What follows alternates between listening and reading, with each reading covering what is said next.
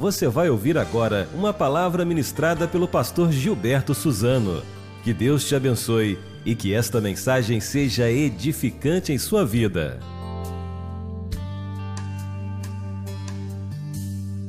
O tema da nossa mensagem para esta noite é: a igreja é o exército de Cristo. E o texto que eu quero ler está na carta de Paulo aos Efésios, no capítulo 6, dos versos 10 ao verso 24. E eu gostaria de ler esse texto e pedir a você que pudesse me acompanhar. Está aqui na projeção, que nós pudéssemos ler esse texto para recebermos a mensagem do Senhor aos nossos corações nesta noite. Nos diz assim a partir do verso 10: Finalmente, fortalecei-vos no Senhor e na força do seu poder. Revesti-vos de toda a armadura de Deus, para que possais permanecer firmes contra as ciladas do diabo. Pois não é contra pessoas de carne e sangue que temos de lutar, mas sim contra principados e poderios, contra os príncipes deste mundo de trevas, contra os exércitos espirituais da maldade nas regiões celestiais. Por isso, tomai toda a armadura de Deus, para que possais resistir no dia mau, e havendo feito tudo, permanecer firmes. Portanto, permanecei firmes, trazendo em volta da cintura a verdade, e vestindo a couraça da justiça, calçando os pés com a disposição para o evangelho da paz, e usando principalmente o escudo da fé, com o qual podereis apagar todos os dardos em chamas do maligno. Tomai também o capacete da salvação e a espada do Espírito, que é a palavra de Deus. Com toda oração e súplica, orando em todo tempo e no Espírito. E para isso mesmo, vigiando com toda perseverança e súplica por todos os santos. E também por mim, para que a palavra que me seja dada quando eu abrir a boca, para que possa com ousadia tornar conhecido o mistério do Evangelho, pelo qual sou embaixador na prisão, para que nele eu tenha coragem para falar como devo. E para que vós também possais saber como estou e o que estou fazendo, Tíquico, irmão amado e fiel ministro no Senhor, vos informará de tudo. Eu estou enviando com esse objetivo, para que saibais da nossa situação e para que ele vos conforte o coração. A paz esteja com os irmãos e também o amor com fé da parte de Deus Pai e do Senhor Jesus Cristo. A graça esteja com todos os que amam nosso Senhor Jesus Cristo, com amor que não se abala. Um dos piores erros, irmãos, que nós podemos cometer hoje, como crentes e como igreja, é a gente achar que nós podemos viver neste mundo como se nós estivéssemos num parque de diversões ou se estivéssemos numa colônia de férias. Esse talvez seja um dos piores erros que nós podemos cometer hoje. A grande verdade é que nós vivemos hoje num verdadeiro campo de batalha minado pelo inimigo e não há trégua nesse combate, no combate do reino das trevas contra o reino da luz. Não há trégua, não há momento algum de cessar fogo nesse combate, nessa guerra espiritual que nós estamos nela envolvidos. Também não existe nenhuma pessoa que possa estar neutra nessa guerra. Só há, na verdade, dois grupos de pessoas. As pessoas que estão alistadas no exército de Cristo, que é a sua igreja, e as pessoas que pertencem ao exército de Satanás. Jesus disse assim: quem não é por nós é contra nós. Agora, é importante observar que quando o assunto é a força das trevas, quando o assunto é o que o diabo faz e tem feito neste mundo, é importante observar que há dois perigos, há dois extremos, que ambos são nocivos à vida da igreja. Em primeiro lugar, há o perigo de se maximizar a força do diabo. Existem pessoas que falam mais do diabo do que de Deus. São pessoas que parece que fazem do próprio inimigo um protagonista. São pessoas que tudo elas atribuem ao inimigo. Uma dor de cabeça que a pessoa sente, ela atribui isso a Satanás. Um pneu do carro que fura, na hora de sair, é coisa do maligno. Esse tipo de interpretação é um erro, porque isso parece que transfere para o diabo toda a responsabilidade pessoal. E parece que o homem já não é mais culpado por nada, o homem se torna até uma vítima do próprio diabo. E com isso parece que o homem não precisa de arrependimento. Inclusive há igrejas que vivem nesse ministério.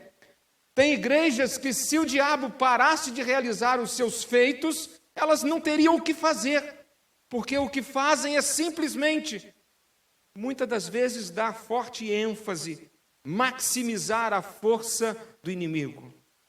Esse é um perigo. Mas há também um outro perigo, que é o outro extremo. Há o perigo de se minimizar a força das trevas. Há pessoas hoje, até mesmo crentes, que negam a existência do diabo.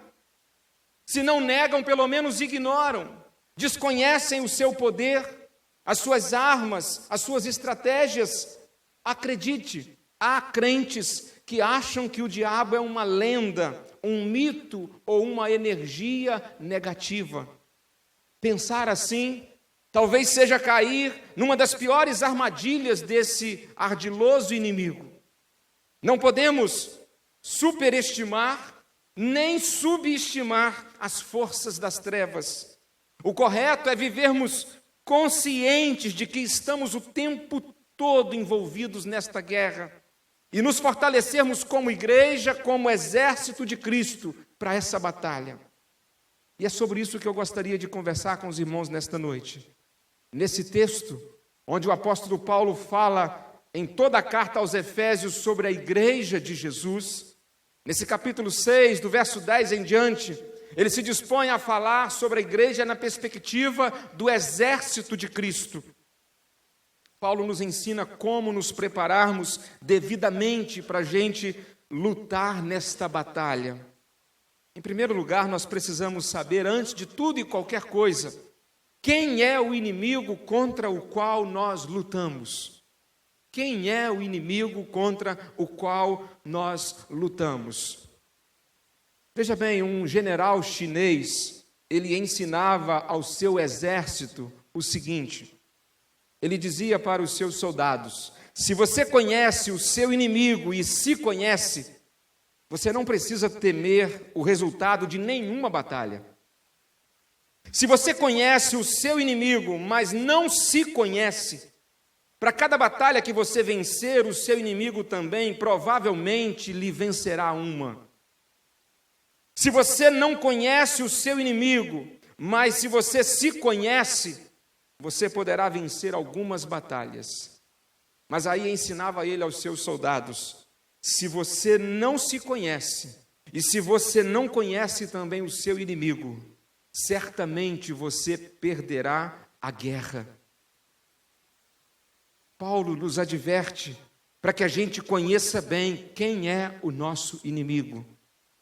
Seria uma tragédia um soldado sair para a batalha sem saber contra quem deve lutar.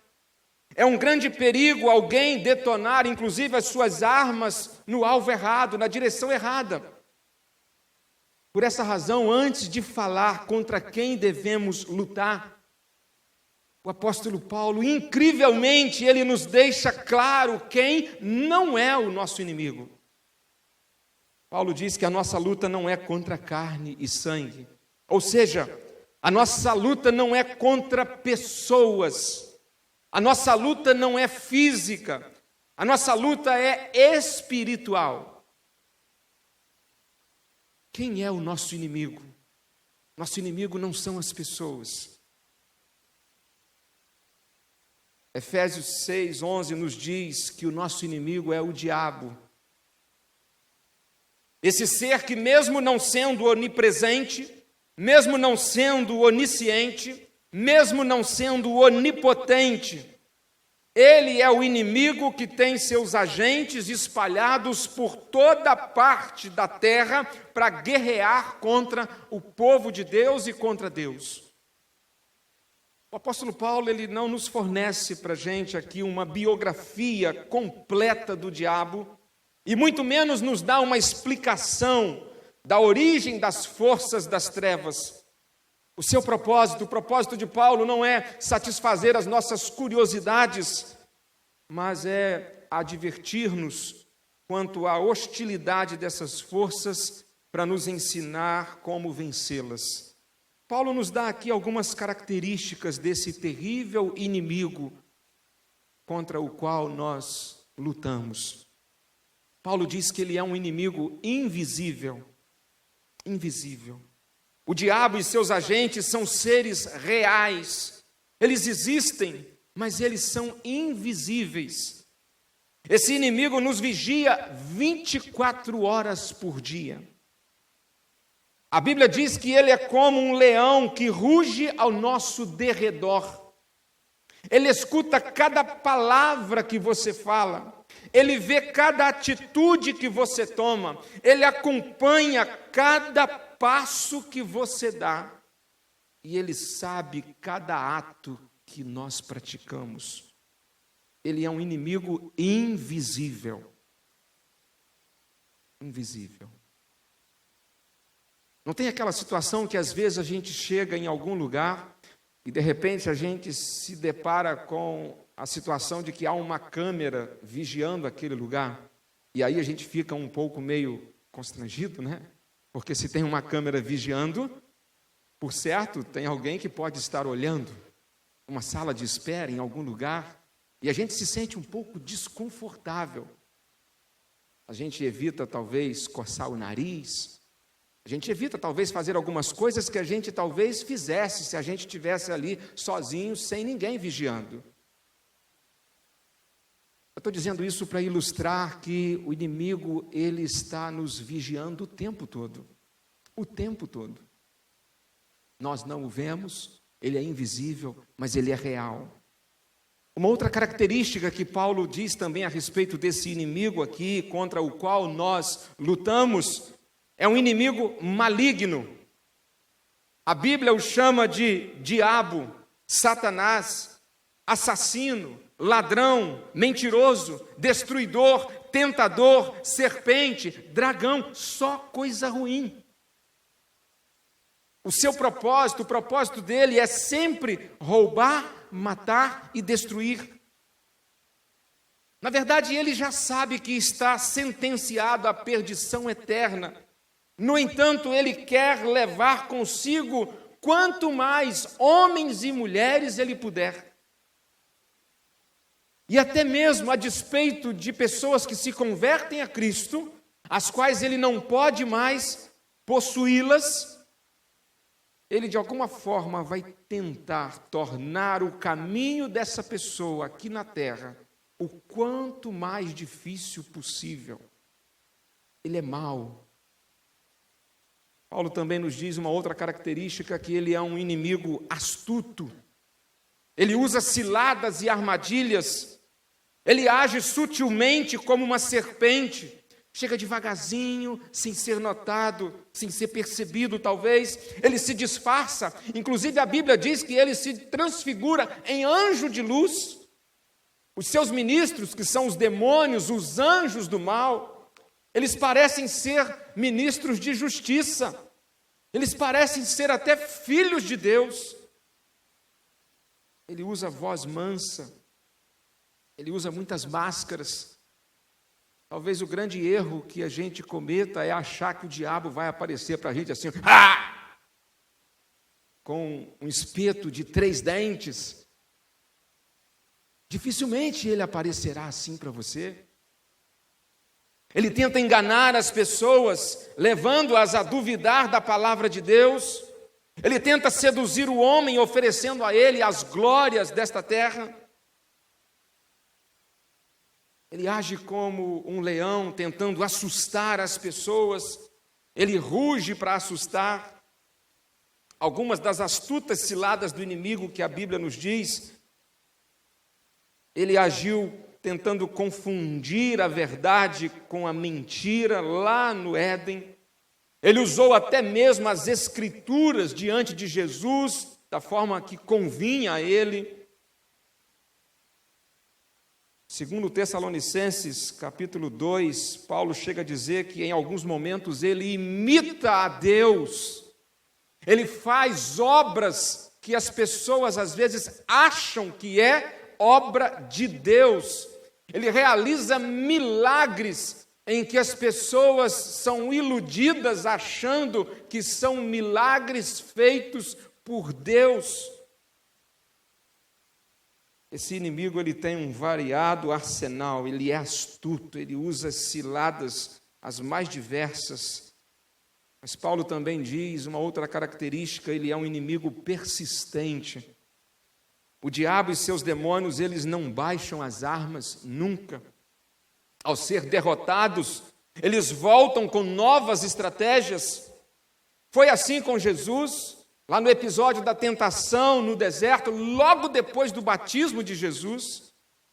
Quando o Senhor Jesus foi batizado, veio uma voz do céu, aquele momento glorioso em que ali estava a Trindade se revelando à humanidade, o Filho saindo das águas em obediência ao Pai, o Espírito como pomba descendo sobre ele, e uma voz do céu, Deus Pai, dizendo: este é o meu Filho amado em quem me comprazo, que me dá prazer. Naquele momento, o diabo sentiu-se derrotado, foi mais uma derrota. E o que ele faz logo em seguida? Ele vai tentar o Senhor Jesus no deserto. O inimigo nunca dorme, ele não tira férias, ele não descansa nunca, ele é persistente. O exército das trevas, ele articula-se principalmente contra a igreja. O diabo e seus demônios, eles rodeiam a terra o tempo todo, eles investigam a nossa vida, buscando sempre uma oportunidade para nos atacar. Paulo diz que este inimigo, ele é um inimigo numeroso. O apóstolo Paulo fala de principados, poderios, príncipes deste mundo de trevas, exércitos espirituais do mal. Eles são numerosos. O diabo é um só, mas ele tem muitos anjos que o servem, são os demônios. Nós podemos perceber que o exército das trevas possui inclusive uma certa organização, uma certa hierarquia. Tem um chefe maior, um encarregado, um subchefe. Existem líderes e liderados.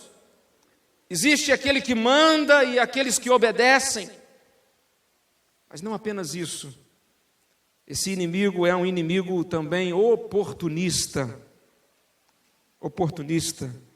Mesmo depois que o vencemos, nós precisamos continuar sempre firmes, porque ele sempre procura um novo jeito de atacar. O inimigo busca uma oportunidade para nos atacar sem aviso prévio. A Bíblia nos mostra como Satanás pode interferir na vida do próprio povo de Deus. Em Lucas 8,12, Jesus disse que é o inimigo quem furta a palavra do coração. Ao contar a parábola do semeador, o Senhor Jesus disse que é o inimigo quem rouba a palavra. A pessoa recebe a palavra, mas o inimigo, ele sequestra aquela palavra que a pessoa iria frutificar, iria praticar. E talvez por isso a gente não entenda porque a gente ouve tantas coisas, a gente aprende tantas coisas e às vezes a gente não consegue praticar. Porque não vigiamos e esse inimigo, ele sequestra, ele rouba de nosso coração aquela palavra que a gente ouviu e que tanto precisamos. O Senhor Jesus disse que esse inimigo, ele semeia o joio também no meio do trigo. Ele coloca pessoas no meio da própria igreja de Cristo, no meio do exército de Cristo, ele coloca os seus soldados vestidos como soldados do exército de Cristo. Ele se opõe a todo e qualquer tipo de pregação da palavra de Deus. Ele às vezes tenta interceptar a resposta às orações dos crentes. Daniel experimentou um pouco disso, orou, e a Bíblia diz que a oração de Daniel, ela teve uma demora em obter resposta, porque anjos maus disputavam com anjos de Deus a resposta que estaria por trazer a Daniel. Ele oprime pessoas, ele resiste à obra missionária, ele atormenta as pessoas em cujo coração não há espaço para o perdão. Ele age na disseminação de falsos ensinos, ele ataca a mente dos homens, ele tenta colocar as pessoas umas contra as outras. Dr. Martin Lloyd Jones dizia o seguinte: eu estou certo de que uma das principais causas das más condições da igreja de hoje é o fato de que o diabo está sendo esquecido. Tudo é atribuído a nós mesmos. Todos nós temos chegado a ser por demais psicológicos em nossas atitudes e em nossos pensamentos. Ignoramos este grande fato objetivo, a existência do diabo, o adversário, o acusador e os seus dardos inflamados. Sim, há, meus irmãos, um inimigo que não pode ser maximizado, mas também não pode ser minimizado. Existe uma batalha acontecendo o tempo todo, e há um inimigo contra o qual nós estamos lutando. Ou nós estamos contra ele, ou do lado dele. De que lado você está? Nenhum de nós é capaz de vencer esse terrível inimigo com nossas próprias armas e forças. Então, a segunda pergunta que Paulo nos responde nesse texto é exatamente essa: quais as armas para lutar essa batalha espiritual? Quais as armas? O apóstolo Paulo foi extremamente cauteloso e alistou e nos deu de presente alguns equipamentos imprescindíveis para nós entrarmos nessa peleja, os quais ele chama de armadura de Deus, para entrarmos nessa peleja e obtermos vitória. Paulo nos fala sobre alguns equipamentos que são as nossas armas para nós lutarmos essa grande batalha espiritual que estamos nela envolvidos. E Paulo parece que tinha em mente a figura de um soldado romano. E ele olha para o cinto do soldado e diz que a primeira arma que nós precisamos ter é o cinto da verdade. O cinto da verdade. O cinto era o acessório que segurava as partes da armadura todas juntas. Sem o cinto, a armadura ficaria visivelmente vulnerável e comprometida. O cinto na própria cintura era para manter toda a armadura do soldado firme junto ao seu corpo. O que é o cinto da verdade? O cinto da verdade representa a autenticidade da fé em Jesus. Ter o cinto da verdade significa ser um crente verdadeiro. É viver no dia a dia da vida aquilo que declaramos em nossos cultos, em nossas celebrações. É sermos um crente genuíno. Pensando a respeito das evidências de um crente verdadeiro, há pelo menos 3. Crentes verdadeiramente convertidos, eles têm convicção de seus pecados sempre. Crentes verdadeiramente convertidos, eles demonstram fome constante de crescimento espiritual. Crentes verdadeiramente convertidos, eles têm profundo amor e compromisso com a igreja. é o cinto da verdade. Paulo disse também sobre a couraça da justiça.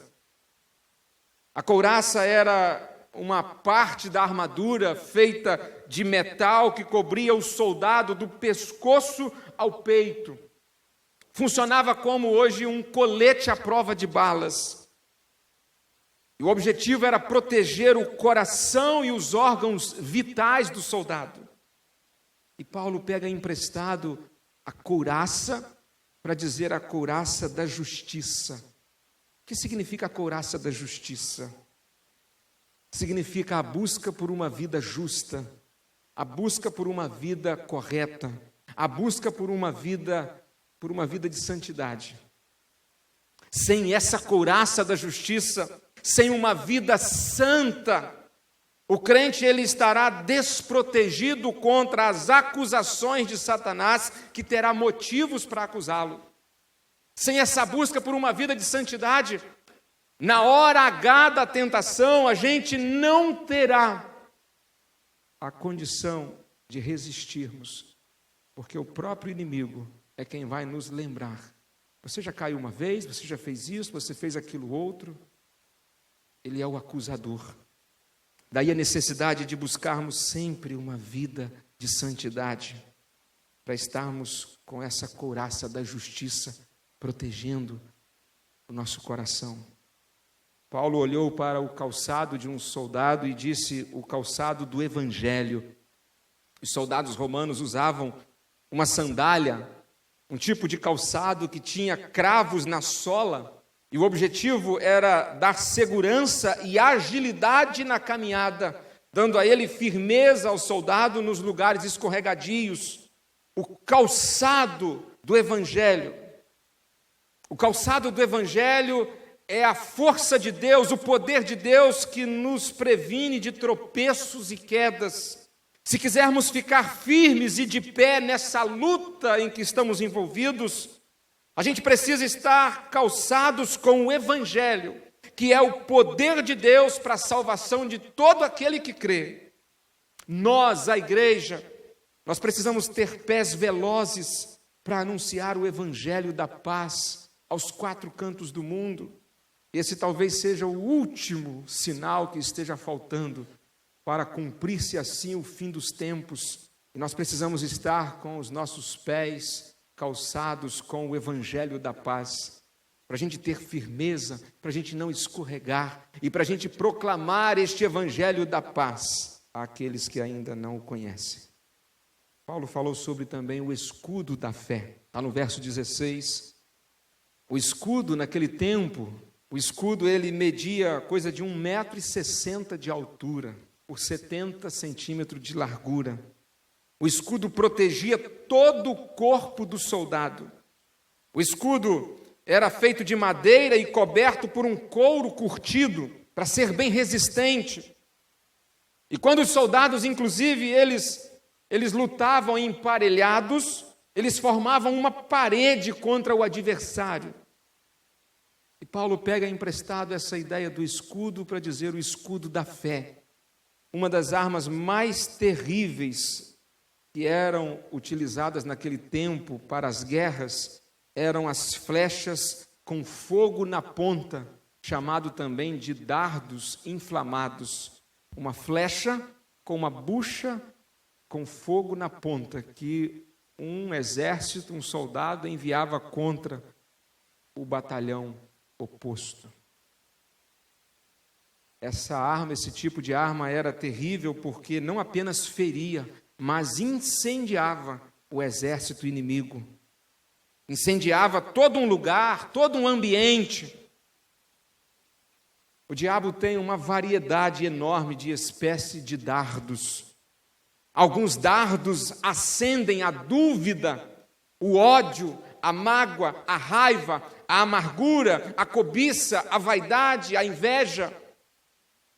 E se não apagarmos esses dardos pela fé, se não nos defendermos pela fé, esses dardos poderão inflamar, incendiar o nosso coração.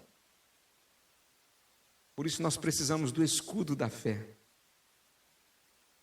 Paulo também fala sobre o capacete da salvação, é um outro equipamento necessário para nós entrarmos nessa batalha e sairmos vencedores.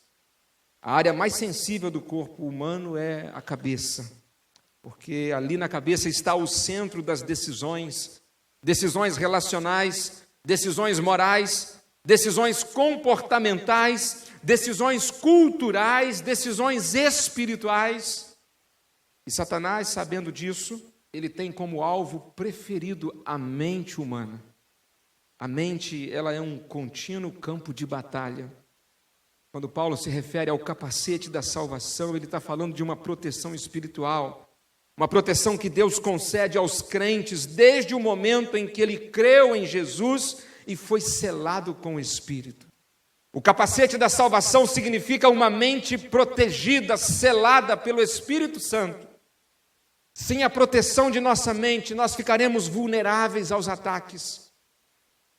Cuidado com aquilo que você pensa. E para tomar cuidado com aquilo que você pensa, cuidado com aquilo que você ouve, cuidado com aquilo que você vê, cuidado com aquilo que você assiste, cuidado com aquilo que você acessa. Porque aquilo que dominar a sua mente, dominará o seu coração e dominará toda a sua vida. Nós precisamos proteger a nossa mente, e quem nos protege é o Espírito Santo. Uma mente cheia do Espírito Santo de Deus é uma mente protegida. Bem se diz que mente vazia é o quê? Oficina do diabo. A mente de um crente, ela nunca estará vazia, porque uma vez crente, o Espírito Santo está nessa mente. Mas pode ser que essa mente não esteja totalmente tomada pelo Espírito de Deus. E aí é que mora o perigo. Paulo vai dizer de uma outra parte da armadura, a espada do Espírito. E ele mesmo explica que é a palavra de Deus. É pela palavra que nós vencemos os ataques do diabo e saqueamos o reino das trevas. A palavra é poderosa, a palavra é viva, a palavra é eficaz. Jesus venceu Satanás todas as vezes que teve confronto direto, usando a espada do Espírito, a palavra de Deus. É por isso, irmãos, que a gente precisa conhecer a palavra, porque a palavra é a nossa arma de ataque, a palavra é a nossa espada, é a palavra que nos traz a vitória contra Satanás, é a palavra que nos traz a vitória contra o pecado. Alguém disse que ou a palavra de Deus nos afasta do pecado, ou o pecado nos afasta da palavra de Deus. Nós precisamos ler a palavra de Deus, precisamos conhecer a palavra de Deus, tê-la em nossa mente, porque é ela que vai nos dar condições de atacarmos quando nós formos alvejados pelo inimigo, com seus dardos inflamados, com suas flechas, lanças e todo tipo de ataque. Nós precisamos ser mais comprometidos com a palavra do que o somos com o WhatsApp. Você sabe quanto tempo nós estamos gastando em média com o WhatsApp? Nós gastamos em média 149 minutos por dia com o WhatsApp. 2 horas e 29 minutos, somando todo o tempo que as pessoas gastam nesse recurso fenomenal. Você já pensou se nós investíssemos a metade disso lendo a palavra, lendo a Bíblia, conhecendo mais a Bíblia? Meus irmãos, o negócio é sério. Nós jamais conseguiremos vencer essa batalha contra o exército do mal com nossas próprias armas, muito menos sozinhos. Então, em terceiro lugar, vejamos qual a força para a gente vencer a guerra espiritual. Conhecemos quem é o inimigo, aprendemos sobre as armas que nós precisamos para a gente vencer, para a gente lutar nesta batalha. Agora, qual a força para a gente vencer a guerra espiritual? A gente está falando de guerra. A gente está falando de um exército lutando contra o outro exército. E essa guerra espiritual não é uma ficção. O inimigo é invisível, mas é real. Para enfrentá-lo, para vencê-lo, nós não podemos usar armas convencionais. Por isso nós precisamos da armadura de Deus, como acabamos de ouvir. Segunda carta de Paulo aos Coríntios, capítulo 10, verso 4, Paulo diz: pois as armas da nossa guerra não são humanas, mas poderosas em Deus para destruir fortalezas. Entretanto, precisamos do poder, da força espiritual para a gente vencer o inimigo. E veja o que Paulo nos diz. Nós precisamos do revestimento do poder de Deus. Verso 10, finalmente fortalecei-vos no Senhor e na força do seu poder. Nós não podemos entrar nessa guerra seguros com nossa própria força. Nós precisamos ser revestidos com poder sobrenatural. O nosso grande problema hoje como igreja é que muitas vezes nós estamos sem poder, como os discípulos de Cristo estavam ao pé do Monte da Transfiguração. Jesus estava lá no alto, acontecendo um fenômeno sobrenatural.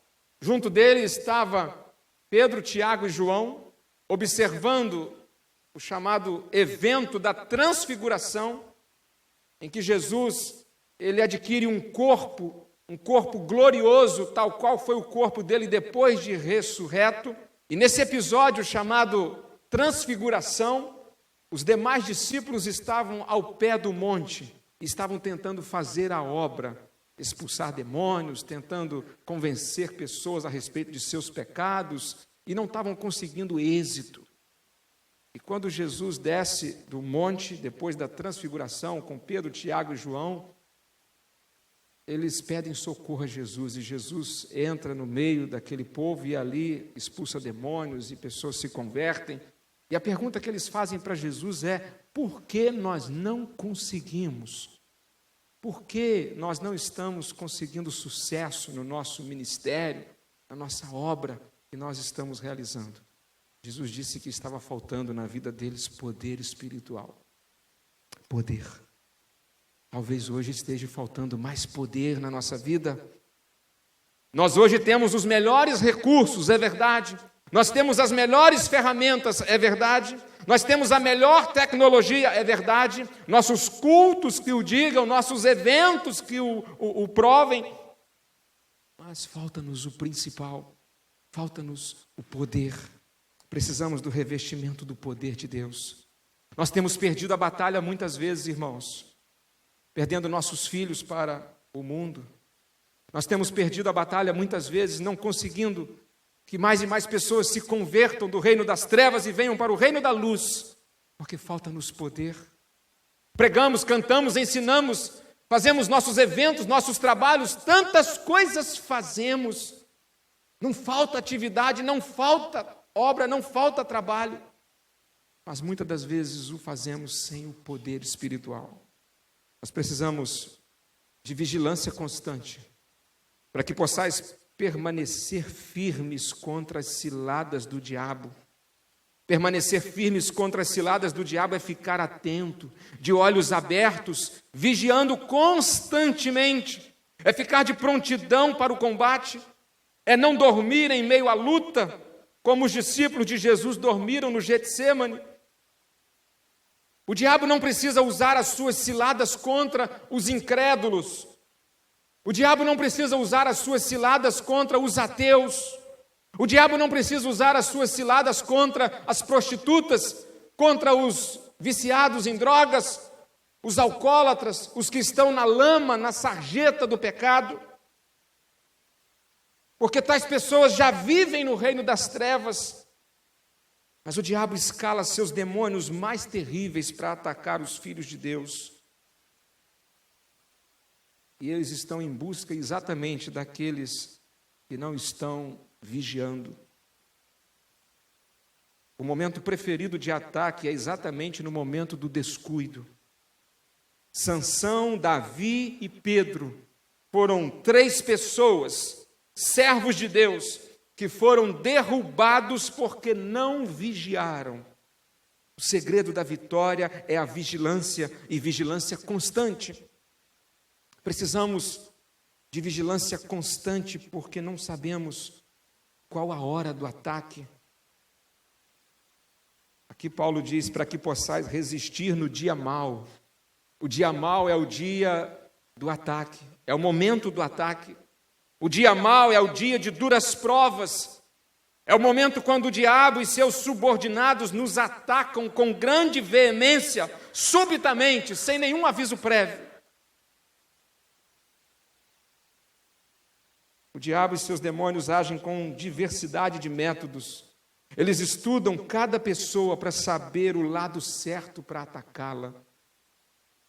Se não vigiarmos, nós corremos o risco de ficar revoltados e amargurados com Deus, com algum irmão ou alguns de nossos líderes ao nos depararmos com o dia mau. No dia mau, muitas vezes, a gente se revolta contra as pessoas e fazemos de nossos aliados as pessoas o nosso inimigo. Por isso devemos vigiar sempre. Tome muito cuidado com o dia mau. Nós precisamos da sabedoria de Deus para ter discernimento. O momento em quando estamos sendo atacados pelo inimigo. O dia mau, nós precisamos saber identificá-lo. Nós precisamos saber exatamente quais são os momentos em que estamos sofrendo os maiores ataques.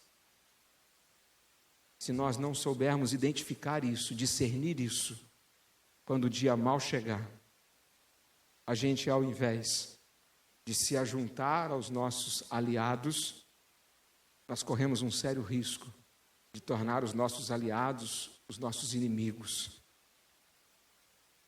Nós precisamos também da oração perseverante. Verso 18, com toda a oração e súplica, orando em todo o tempo no Espírito. E para isso mesmo, vigiando com toda perseverança e súplica por todos os santos. A oração é o oxigênio que nos mantém vivos como soldados do exército de Cristo, para usarmos toda a armadura de Deus. Não há vitória sem oração. Paulo fala sobre duas coisas muito importantes a respeito da oração. A oração deve ser constante. Ele está dizendo, orando em todo o tempo. A oração deve ser constante porque é só e somente só pela oração que nós temos comunhão com Deus. E comunhão com Deus deve ser constante.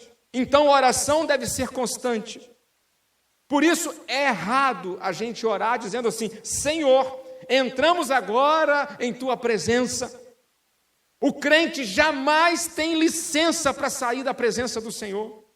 Um crente que não esteja na presença do Senhor, ele está correndo o maior risco de sua vida, porque ele está totalmente desprotegido.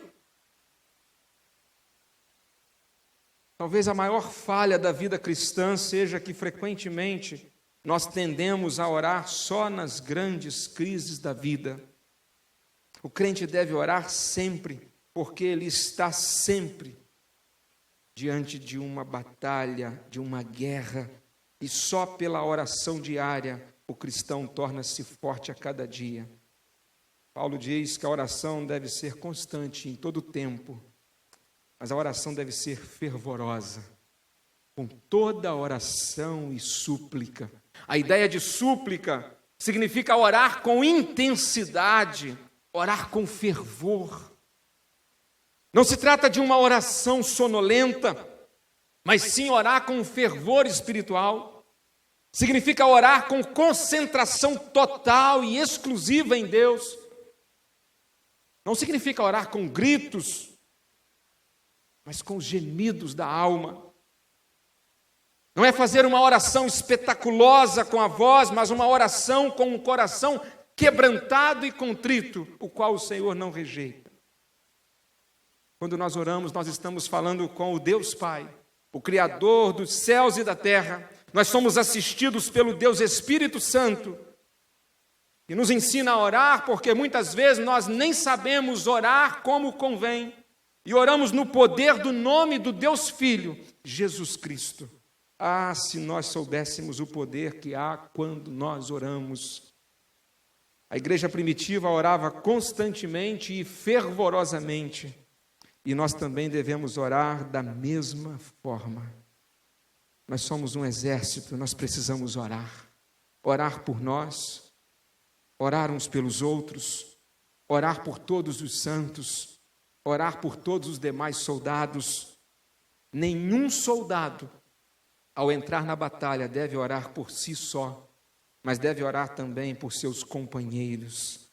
Nós somos um exército, o exército de Cristo, e o sucesso de um é o sucesso de todos, mas o fracasso de um é o fracasso de todos também.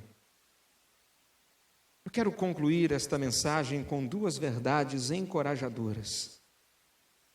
Dos versos 21 a 24, nós lemos algo que deve nos encorajar a entrar nessa batalha certos da vitória. Versos 21 e 22, Paulo assim disse: E orem para que também vós possais saber como estou e o que estou fazendo.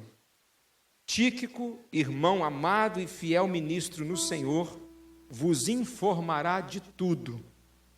Eu o estou enviando com esse objetivo, para que saibais da nossa situação e para que ele vos conforte o coração.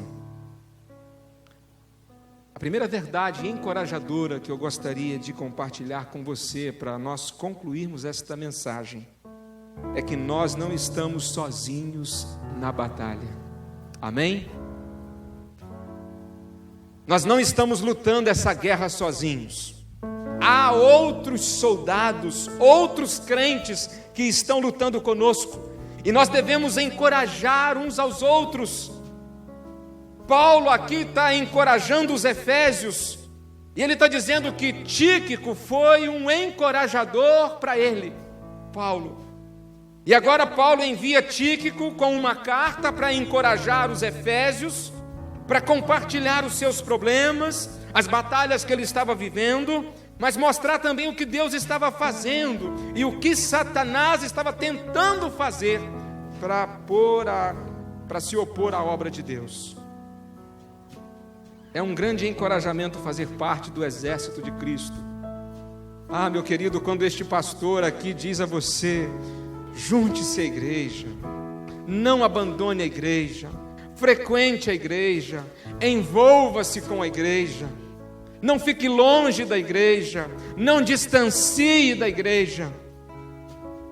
É porque um soldado distante do exército é um soldado em posição de risco, risco de desanimar, risco de sofrer um ataque e estar desprotegido. Quando nós estamos juntos, nós somos mais fortes. Nós não estamos sozinhos na batalha. E uma outra verdade: mesmo em guerra, nós somos o exército da paz. Paulo vai concluir esta carta dizendo isso, dizendo: meus irmãos, nós estamos numa grande guerra, nós estamos numa terrível guerra, nós estamos numa batalha infernal, mas há paz aqui dentro de nós, porque nós somos o exército da paz. Estamos guerreando contra as forças do mal, mas não estamos guerreando uns contra os outros, porque a paz que excede todo entendimento, ela está dentro do nosso coração. Enquanto vivemos aqui na terra, nós teremos luta. Aqui não é lugar de descanso, aqui é lugar de guerra. Viver é lutar. De que lado você está lutando? A vida é uma luta ativa, incessante e sem pausa. Nessa peleja não existe o cessar-fogo, não existe trégua, não existe acordos de paz.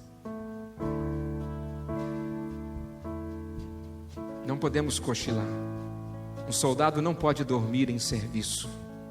Um soldado precisa vigiar 24 horas. O melhor de tudo é que nós temos um grande general. O nosso general é Cristo. Ele é o príncipe da paz. E nós estamos seguindo os passos dele. E se você, meu amigo que está aqui nesta noite, porventura ainda não tomou a sua decisão de aceitar o convite de Deus para fazer parte do exército de Cristo, a igreja, não perca mais tempo. Tome a sua decisão o quanto antes possível. Entregue a sua vida a Jesus e integre-se, aliste-se no exército de Cristo, que é a igreja. E você que já está neste exército, encoraje-se, força para essa batalha, porque o nosso Deus, que está no comando geral de toda a batalha, é o Deus grande, é o Deus o qual eu quero nesta hora convidar você para nós adorá-lo, para nós louvá-lo, para nós bendizermos o nome dele. E eu convido você a ficar em pé para nós cantarmos que esse Deus é grande, é Ele quem nos ajuda contra o inimigo.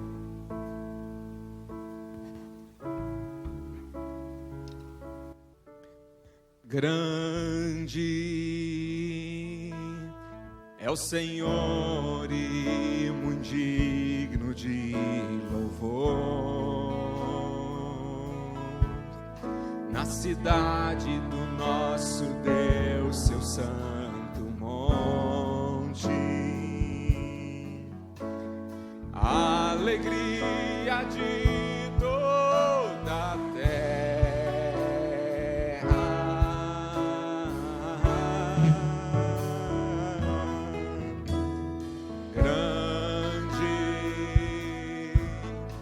Senhor em quem nós temos a vitória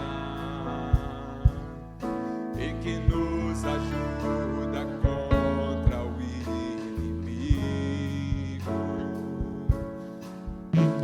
Por isso diante dele nos prostramos.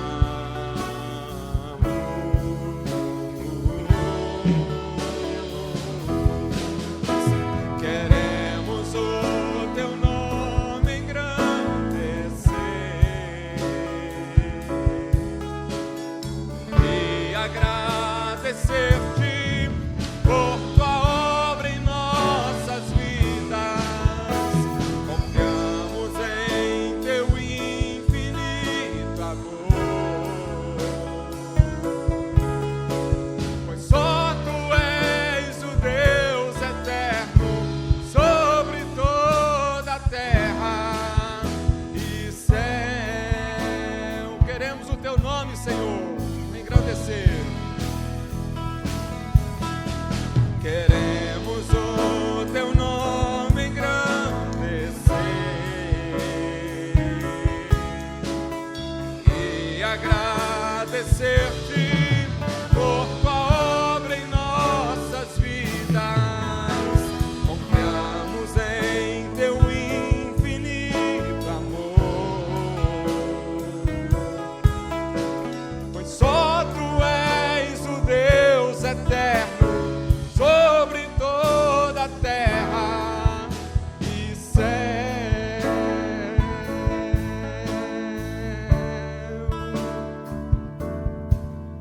E céu.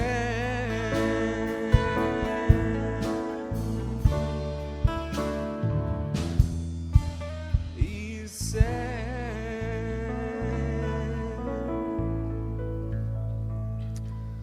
Senhor, tu és o Deus grande, grande em poder, grande em força.